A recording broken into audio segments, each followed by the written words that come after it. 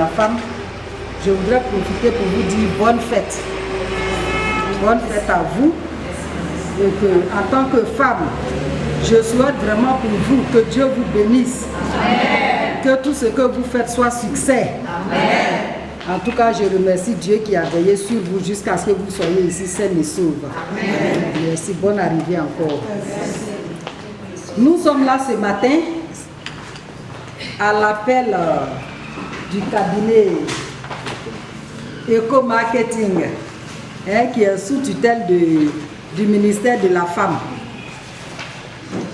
conduit plutôt par M. Kablan ici présent et ses deux collaborateurs. Donc ce cabinet a été envoyé pour rencontrer les femmes, parce que l'État s'inquiète pour les femmes. L'État veut le bonheur des femmes. Donc ce cabinet est venu ce matin pour vous rencontrer, voir les femmes qui sont déjà organisées en association pour que l'État puisse vous apporter de l'aide. Parce que les femmes travaillent beaucoup. On sait que dans nos villages, c'est vous qui travaillez. Vous êtes au four et au moulin, même en ville ici. Ok. Donc, vous travaillez beaucoup, mais les efforts que vous faites individuellement là, ça fait que vous vous fatiguez beaucoup et puis le résultat n'est pas comme il faut. Quand vous êtes regroupés, vous avez plus de force et ça peut aller. Et vous savez qu'au niveau de l'État de Côte d'Ivoire, c'est le conseil régional qui tient le portefeuille.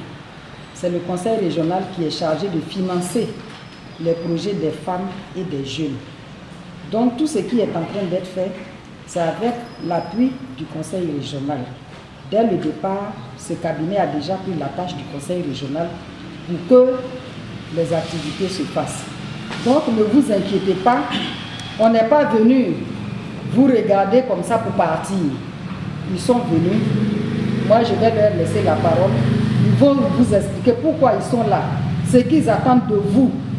Je souhaite que vous les écoutiez attentivement et que vous leur posiez des questions pour mieux comprendre, savoir ce qu'il faut faire, tout ça pour vous-même, votre bonheur.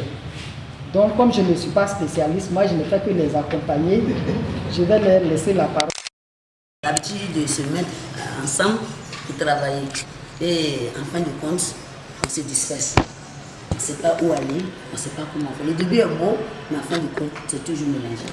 Si vous êtes venus pour nous mettre en ordre, pour que l'organisation se passe bien, pour que nous aidons nos maris dans nos foyers, dans le futur de nos enfants, ça va nous arranger. Avec l'appui du conseil régional que je représente, ça ira bien. Donc là-bas, dans votre camp, tout ce que vous ferez, nous serons avec vous. Et ensemble, on fera le travail ensemble. Merci beaucoup.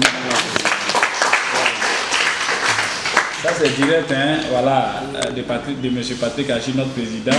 Donc je pense que vous allez suivre. En tout cas, merci beaucoup. Alors, est-ce qu'il y a des questions? On va échanger un peu, hein. On va échanger un peu. C'est entre nous. Voilà. Donc, tout ce qu'on peut dire, disons. Si vous venez, M. Kablan, tu nous en mets, prends ta partie, on s'en va. Ça aussi, c'est vous. Mais ce que nous voulons, c'est qu'à la fin des fins, on accepte de suivre ce travail. Merci, M. Kablan. C'est la deuxième fois que je participe à cette rencontre. La dernière fois, quand vous étiez à la préfecture, moi-même, j'étais présente. Et vraiment, c'est une bonne occasion que vous soyez là aujourd'hui. Ce que je voudrais dire, c'est que moi, je suis Mme Aïe Marguerite, présidente de l'Association des femmes pour la paix et le développement social. Une association qui est créée depuis 2010. Et nous avons œuvré vraiment dans le domaine de la cohésion sociale. Parce que il fallait, avec tout ce qu'on connaît, la crise, il fallait vraiment la réconciliation. Et nous avons vraiment œuvré dans ce sens. Nous avons participé à plusieurs ateliers, tout ça là, qui concouraient à la cohésion sociale. Jusqu'à ce qu'on crée une coopérative. Bon, on a l'association et puis on a la coopérative. Quand il y a l'association, c'est dans le cadre administratif, quand la préfecture a besoin de nous et tout ça.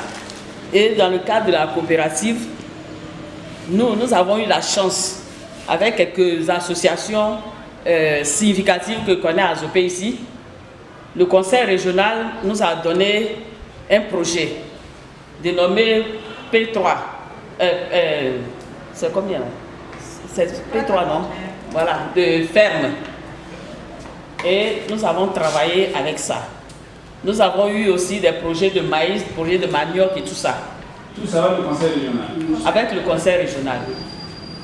Mais le problème qui se pose à Azopé, il y a un problème de leadership. On ne met pas l'accent sur les personnes qui veulent vraiment travailler.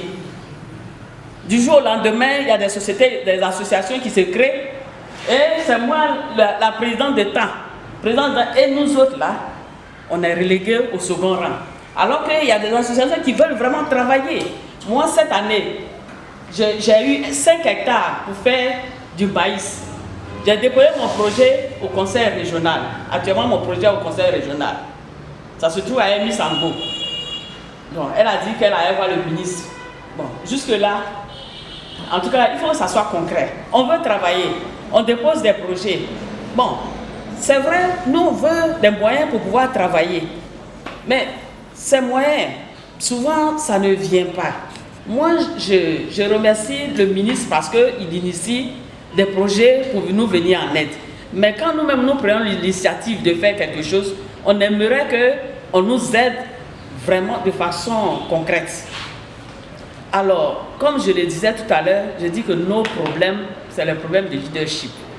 On a notre association à Azopé ici, on travaillait, en tout cas, quand il y a quelque chose, on nous appelle. Après, on se lève, on crée d'autres associations. Mais qu'on prenne en compte ceux qui travaillent effectivement. Si on doit nous regrouper, prenons les associations, mais les coopératives qui travaillent effectivement. On ne prend pas les gens parce qu'il faut créer des associations. Hein? Moi, c'est le cri de cœur que je suis en train de vous lancer. Des gens qui veulent travailler, qui ont des projets, qu'on les regroupe et puis qu'on les aide vraiment à travailler. Hein? Moi, cette année, je dis que j'ai 5 hectares. J'ai déjà fini de défricher. Mais je n'ai pas les moyens pour continuer. Et j'ai déposé mon projet au conseil régional. J'attends la suite. Madame la conseillère, vous m'avez vu plusieurs fois, vous me connaissez. Mon projet est au conseil régional. J'ai un projet qui fait 1 500 000. Ce n'est pas aussi extraordinaire. J'ai commencé, j'ai engagé une bonne partie. Donc, j'ai besoin d'aide. Et c'est le cri de cœur que je voulais lancer. Parce que le leadership nous tue à Azopé. Dans les villages, je n'en sais pas trop. Mais à Azopé, ici, là, le leadership nous tue. Voilà. Merci.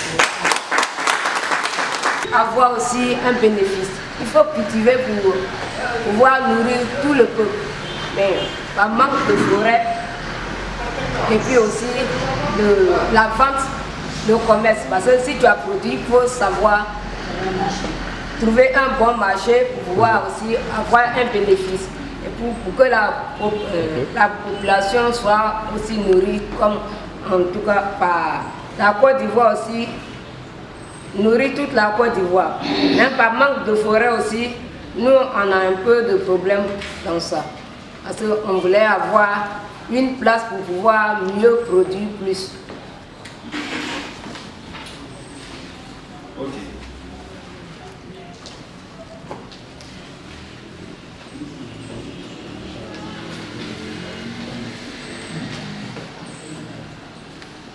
Ok. D'accord. Alors, en fait, il faut noter